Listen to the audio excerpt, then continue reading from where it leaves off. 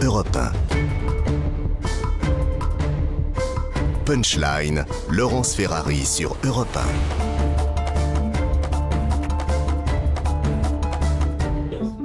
On se retrouve en direct dans Punchline sur CNews et sur Europe 1 avec Jean-Claude Dacier, avec Grégory Geron du syndicat de police Unité SGP, Maître Golnadel et Christian Proto. On va s'intéresser à ce qui s'est passé à Firminy. 2 voitures de police ont été incendiées devant le commissariat dans la nuit de samedi à dimanche, c'est dans la Loire, où les auteurs ont utilisé des cocktails Molotov. Ils ont pris la fuite. C'est un nouvel acte anti-policier. Les 2 véhicules ont été entièrement détruits. Les policiers n'ont rien pu faire à part prévenir les sapeurs-pompiers qui sont arrivés rapidement sur place. Les auteurs avaient déjà disparu. Écoutez la réaction du maire de Firminy.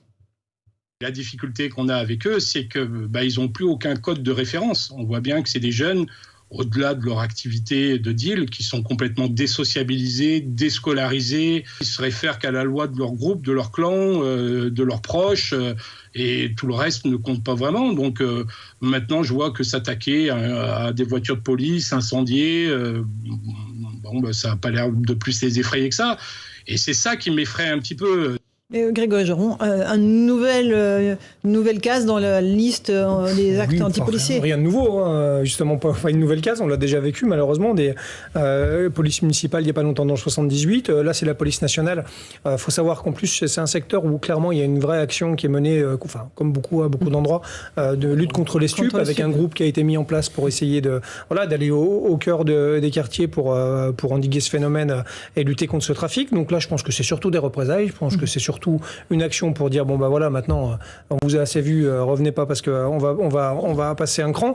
Le seul problème c'est que je pense que malheureusement c'est un endroit où on n'est pas bien sécurisé, où les véhicules sont dans la rue finalement devant le commissariat parce que le site ne permet pas une sécurisation, même la caméra de vidéosurveillance ne permet pas d'avoir un angle complet sur l'ensemble du parking, donc on est un peu limité dans la sécurité du site.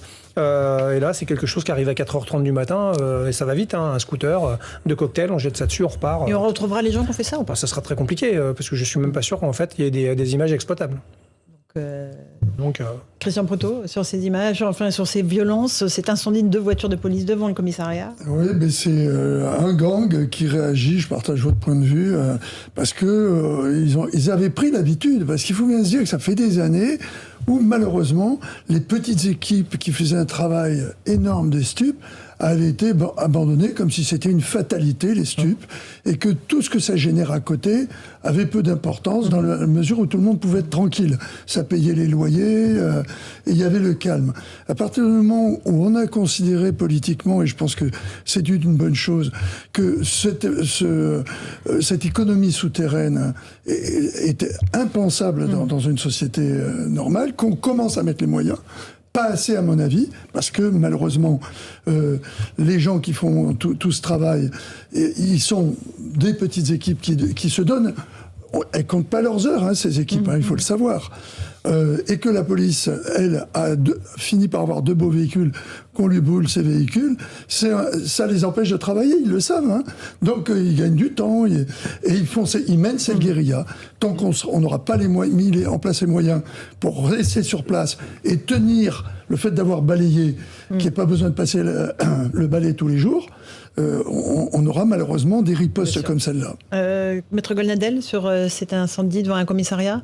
Je ne sais pas, c'est très possible que les explications techniques qui viennent de nous être données par des techniciens sont parfaitement recevables, mais parallèlement à ça, je ne peux pas m'empêcher de penser qu'on joint aussi l'agréable à l'utile et que d'une certaine manière, brûler le symbole de l'État, le symbole de la nation, ça ne mange pas de pain, bien au contraire. Ça fait plaisir. Je crois qu'il y a des cibles comme ça, des cibles privilégiées. Les flics, aujourd'hui, hier, c'était les cathos à Nanterre. Il y a des cibles. Voilà. Grégory Geron ? Oui, je suis assez d'accord. Il y a aussi du symbole derrière, parce qu'ils font parler d'eux. C'est de la communication, on le voit. C'est un business. Ça a été dit. Donc évidemment, il y a ce symbole-là. Après, je suis assez d'accord. Les instructions commencent à être données, les moyens commencent à être donnés, sauf il faut que ça soit à 2 niveaux. C'est-à-dire, il y a la lutte sur le terrain, c'est pied à pied, pas à pas, c'est extrêmement dur à tenir. Et derrière, il y a aussi, non pas que la justice, il y a aussi mes collègues de la filière judiciaire sur les groupes stupes qui, eux, à qui à qui on donne pas toujours les moyens justement de faire des enquêtes longues, parce que ce qu'ils aimeraient, c'est réussir à casser le sentiment d'impunité, pas du petit dealer, pas du charbonneur qui va faire du Uber Shit, mais vraiment on commence à taper un peu dans les filières. Et pour ce faire, c'est des enquêtes qui sont longues. Et malheureusement, ils n'ont pas toujours le temps de le faire. Pourtant, quand on leur laisse le temps de le faire, en général, ça tombe. C'est 7, 8 ans, ils dépouillent les gens, ils saisissent des maisons, des bateaux. Voilà, le boulot est fait. Sauf qu'aujourd'hui, voilà, on est très sur le terrain, tant mieux, ça se voit. Par contre, il faut avoir ce niveau d'engagement sur justement ces 2 paliers pour être, à mon avis, le plus efficace possible. Jean-Claude Dacier, un petit mot ? Je crois que mon voisin Joron se souviendra et reconnaîtra qu'il y a quelques années encore, disons qu'on laissait plus ou moins faire le trafic de drogue parce qu'il avait quelques mérites, beaucoup d'inconvénients sans doute, mais quelques mérites au sein des cités. On calmait un petit peu les affaires, on calmait un petit peu le jeu. Il y a, depuis maintenant 18 mois, 2 ans, une volonté de casser les trafics, les petits, les moyens et les gros. Il faut s'attendre à ce que des épisodes comme celui-ci, nous en vivions encore, je pense, en dépit de tous les efforts des policiers, pour de longues années. Alors là, il y a 2 voitures qui ont brûlé. La semaine dernière, c'était autre chose. La guerre, ou la guérilla, comme tu dis, juste titre, est déclarée. Il y a, et je regrette toujours, il n'y a qu'un seul acteur, mis à part évidemment les policiers, qui se bat politiquement pour essayer de justifier les efforts qui sont faits, c'est Darmanin. Ministre de l'Intérieur, il est à droite, il est à gauche, il est partout, en essayant de justifier et d'obtenir. Et il obtient, je pense, un certain nombre de résultats quand même, on peut pas le nier.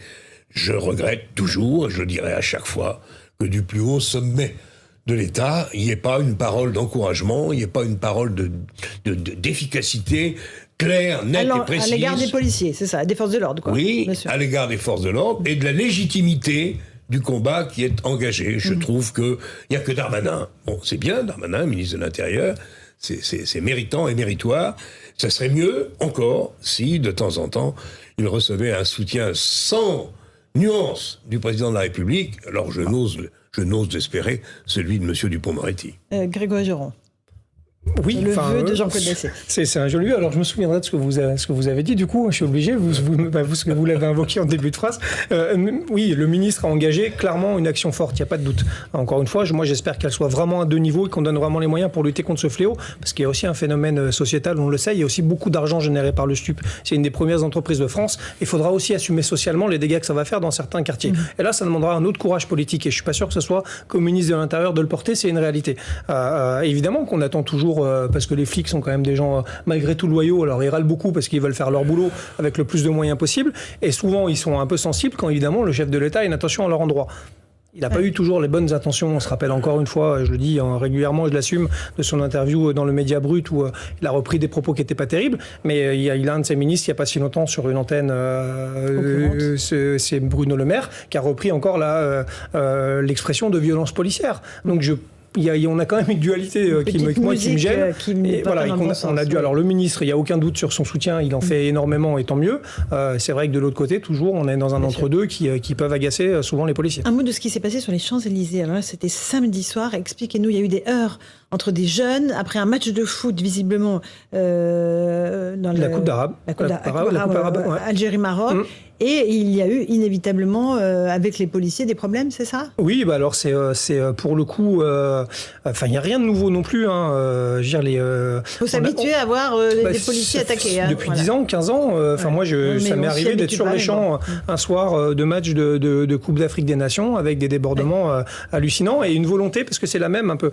On voit ces images-là, mais il faut savoir aussi qu'il y a eu une volonté de s'en prendre on voit des policiers sur les Champs-Élysées, je le commente pour nos téléspectateurs, qui reçoivent des projectiles, qui ont des tirs... Oui, en fait, c'est des dizaines d'individus qui ont débarqué après le match Algérie-Maroc de la Coupe arabe, qualification en demi-finale de l'Algérie, manifestation spontanée de joie, normalement, sauf que ça s'est transformé très vite en affrontement, en invective à l'endroit des policiers. On a eu des civils blessés. On a eu une volonté de s'en prendre à la flamme du soldat inconnu. Ça, c'est pas la première fois. Donc il y a aussi, moi je l'ai dit, je l'assume, il y a aussi quand même une certaine, qui est une haine anti-police, on la découvre pas, ou en tout cas qu'on cristallise un peu les violences, c'est pas nouveau, mais quand on commence à s'en prendre à ce genre de symbole Mais encore une fois, on ne franchit pas un cap. Hein. Ce que je dis là, ça s'est vécu, ça c'est du vécu déjà il y a une dizaine d'années, en 2008, je crois, de mémoire. Donc vous voyez, malheureusement, voilà, ça reste quand même symboliquement assez fort. Il y a eu des interpellations à l'issue de cette soirée. Il y a eu peu d'interpellations. Il y a eu une interpellation pour un rendez-vous, mais malheureusement, la personne... Sur les Champs-Élysées. Oui, la personne s'est échappée lors de sa visite médicale dans un hôpital. Pas de chance. D'accord. Pour le tourisme, c'est bien. C'est vrai que c'est un site. Et il y a eu un décès justement dans un quart de tourisme. Ah bah oui, une personne de 70 ans. Je suis pas surpris. Comment voulez-vous que les étrangers viennent visiter la capitale, la plus belle avenue du monde, en a bonne mine? Maître Golnadel et après Christian Proto. Oui, enfin, d'abord, très sincèrement, je ne suis pas un grand connaisseur de football, mais j'ai du mal à comprendre pourquoi la Coupe arabe se passe en France. Je ne sais pas. Donc, ce sont apparemment des Algériens qui ont fait cela. Heureusement qu'ils n'ont pas perdu. Parce qu'ils avaient gagné. Heureusement qu'ils n'ont pas perdu. Mais le symbole, il est puissant. Hein. Ils s'en prennent à des flics français. Ils s'en prennent après aux soldats inconnus. Si on ne voit pas dans cela, qui ne représente pas le tout, hein, mais si on ne voit pas là une belle détestation de la France, alors c'est vraiment qu'on est condamné à la myopie ou à la cécité. Christian Proto. Sur ce qui s'est passé sur les Champs-Élysées, samedi soir. Je comprends l'analyse qui vient d'être faite, mais je la partage pas complètement pour une raison simple, c'est que malheureusement, le football génère trop souvent ce genre d'équipe, je disais sous forme de boutade qu'on les élève en batterie, mais c'est les mêmes. Ils sont faits de la même manière. On ne sait plus s'ils viennent pour le sport ou s'ils viennent pour se bastonner ou pour faire des dégradations. Et bien évidemment, si on rajoute à cela le fait que c'était un Algérie-Maroc, hein, quand on connaît les détestations qu'il y a entre les deux pays, ensuite manifester sa joie, alors que ça aurait pu se faire à coups de klaxon, comme on le voit souvent. On retrouve un peu ce qu'on a connu pendant un moment, derrière le Parc des Princes, où les types ne venaient pas vraiment que pour le foot, mais pour fiche le bazar. Et ça, c'est en périphérie du sport, c'est toujours gênant. Avec effectivement un symbole politique qui fait pas plaisir non plus. Mais il y avait déjà un dispositif policier, là, j'imagine, Grégory Joron, pas. Non, ils ont été appelés Non, il n'y a pas eu. Il n'y avait aucune anticipation. Alors, en même temps, pas évident d'anticiper un risque sur un match qui n'était pas d'enjeu, puisque c'était quart de finale. J'imagine que la préfecture de police n'a pas dû avoir de remontée particulière. Bon, voilà, ça, on peut critiquer, pas critiquer. Après, il y a eu, par contre, une vraie réactivité, parce que très vite, les bacs ont été envoyés. Après, les compagnies d'intervention, il y a eu très rapidement à peu près une centaine de policiers sur les champs pour essayer de faire en sorte. Mais bon, la blague, ça a duré 4 heures quand même. 4 heures. Je voudrais faire la remarque Maître Golnadel, avocat. Oui, Europe 1 veut bien en parler, mais vous avez parlé aussi des catholiques agressés à Nanterre. Je peux vous dire qu'il y a une très belle occultation médiatique sur ces deux phénomènes. Hein. Alors, on rappelle ce qui s'est passé à Nanterre, une procession catholique qui a été agressée alors qu'elle faisait une descente au flambeau à Nanterre, et avec des invectives du genre « vous n'êtes pas chez vous »,« sur le Coran, je vais t'égorger », etc. Mais ça n'est pas neutre. Hein. Ça n'est pas neutre. J'affirme qu'il y a une occultation délibérée, notamment des grands médias d'État, autour de choses qui ne les réjouissent pas parce qu'elles ne présentent pas justement la réalité comme ils voudraient qu'elle soit. La diversité a quelques défauts parfois. Ça peut arriver.